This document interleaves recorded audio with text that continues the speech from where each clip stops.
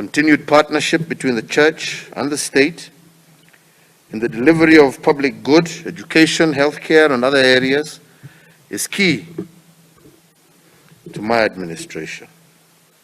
I urge you all to help us build bridges of unity between brothers and sisters, within families and communities, for we are all one people of one nation that we all call Kenya.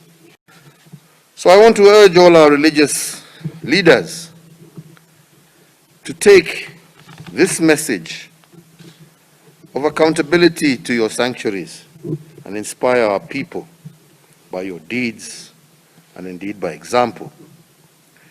Be temples of harmony and love for all Kenyans. Temples, as you have stated yourselves, of justice, equity, and fairness. Speak boldly, and I will never hesitate to say that. Speak boldly against all the vices that are holding our nation back. Our job for building this nation is a shared responsibility, and we are serving, after all, the same people. We deliver on the physical wellness of all the citizens as you nourish their souls and their spirit.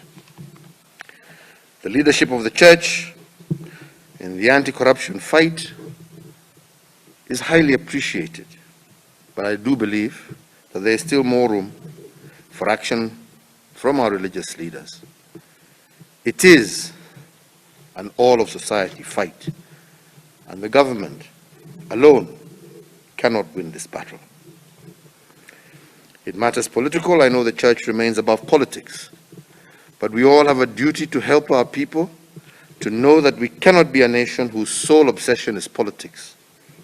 All year, every year, year in and year out.